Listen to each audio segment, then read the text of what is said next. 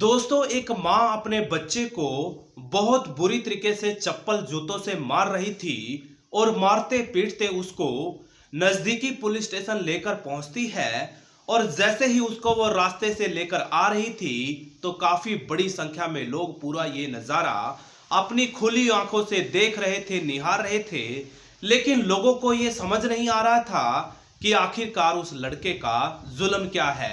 जब वो माँ पुलिस स्टेशन पहुंची तो संबंधित एसएचओ साहब को बोलती है कि साहब जी, मेरे बेटे को जितनी जल्दी हो सके फांसी के तख्ते पर लटका दो। एसएचओ साहब बोलते हैं कि इसका अपराध क्या है। माँ बोलती है कि यदि आपने इसका जुर्म सुन लिया तो निश्चित तौर पर फांसी जैसी बड़ी सजा भी छोटी लगने लगेगी। तो दोस्तों, स्वागत है आप सभी का आज की एक और नई घटना कहानी में। मैं हूं आपका अपना सुशील कश्यप हरियाणा से।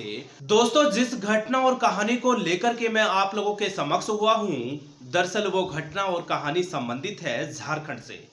झारखंड प्रदेश का एक जिला पड़ता है लोहरदगा और उसी लोहरदगा जिले के अंतर्गत एक कॉलोनी पड़ती है दरभंगा कॉलोनी। दोस्तों, उसी कॉलोनी में एक परिवार रहता है जिसमें परिवार के तौर पर जो मुखिया हैं, यानी कि घर की बड़ी बच्चों की माँ और घर का बड़ा बच्चों का पिता, दोनों किसी काम के सिलसिले से बाहर गए हुए थे। मैं बात कर रहा हूं 22 अप्रैल 2022 की दोपहर लगभग 2 बजे की। और उस दरमियान घर पर मात्र 3 शख्स मौजूद थे। घर का बड़ा बेटा हुसैन, बड़ी बेटी रजिया, तो सबसे छोटी बच्ची नाजिया। दोस्तों, रमजान का महीना चल रहा था और दोनों बच्चियों ने रोजा रखा हुआ था। रजिया जो कि दोपहर की नमाज अदा करने की तैयारी कर रही थी, शायद यही वजह रही होगी कि वो हाथ पैर धो रही थी, यानी कि इस समय बाथरूम में थी।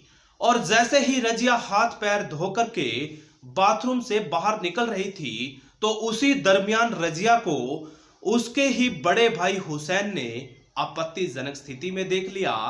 और चूंकि जो रजिया थी दिखने और देखने में बेहद ज्यादा खूबसूरत थी, इतनी ज्यादा खूबसूरत थी कि कोई भी व्यक्ति उसकी तरफ आकर्षित हो जाएगा, कोई भी व्यक्ति उसकी तरफ खींचा चला जाएगा।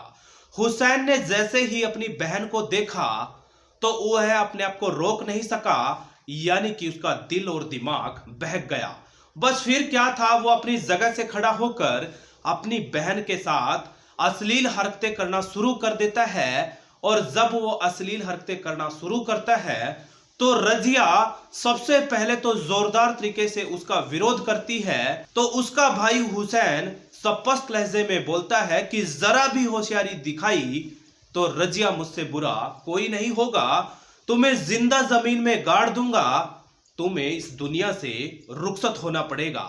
कहीं ना कहीं वो रजिया नाम की मासूम सी बच्ची डर गई थी, सहम गई थी। और उसके बाद जो होता है, ना तो कभी उस रजिया ने अनुमान लगाया होगा, ना ही कभी अंदेशा लगाया होगा।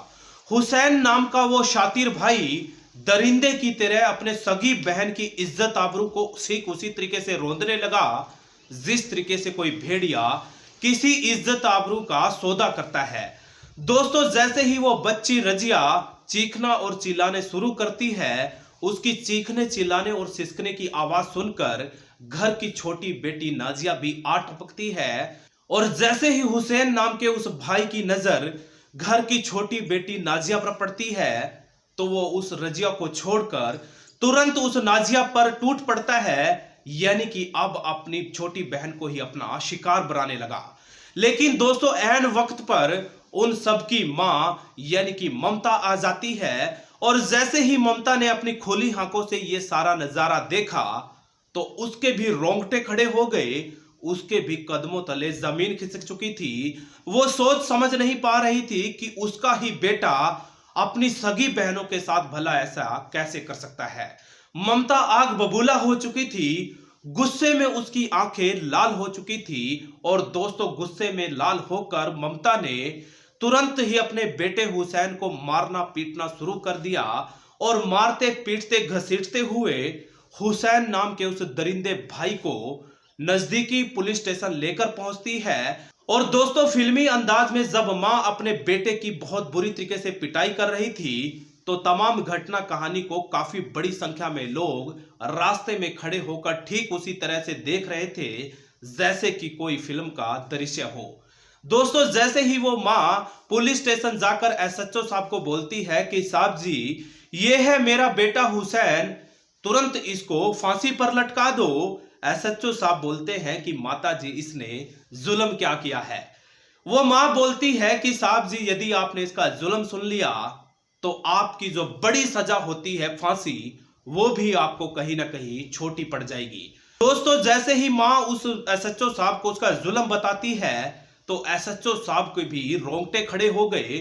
वो भी सोचने समझने पर मजबूर हो गया कि एक सगा भाई अपनी बहन की इज्जत आबरू का सौदा भला कैसे कर सकता है। तमाम घटना कहानी में मामला दर्ज करके तमाम संगीन धाराओं को जोड़ दिया गया था, क्योंकि ज्यादा तफ्तीश और जांच की जरूरत तो थी ही नहीं।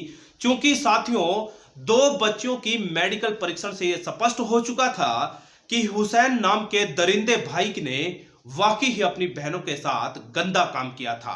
दोस्तों, आखिरकार उस हुसैन नाम के दरिंदे भाई को सलाखों की कस्टडी के पीछे भेजने के लिए तैयारी लगभग पूरी हो चुकी है। बहुत जल्द मामले को अदालत के समक्ष रखा जाएगा, जहां पर तमाम गवाहों और सबूतों को मद्देनजर रखते हुए जज साहब अपना फैसला सुनाएंगे।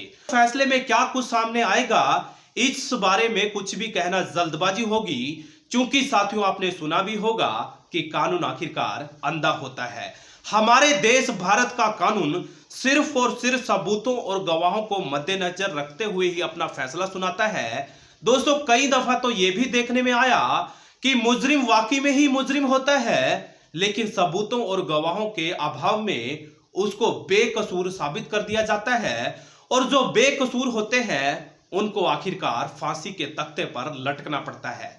तो दोस्तों, ये थी आज की हमारी घटना और कहानी। आप लोगों को कैसी लगी जरूर बताइएगा। वीडियो अच्छा लगा तो सब्सक्राइब कर लेना, शेयर कर लेना, और जाते जाते आप लोगों को इतना जरूर कहूंगा कि सतर्क रहिएगा, सचेत रहिएगा, क्योंकि साथियों, सचेत और सतर्क रहने में ही भलाई है, सचेत और सतर्क रहने में ही बचाव है। बहुत बहुत शुक्रिया, आप सब साथियों का आभार, धन्यवाद, जय हिंद।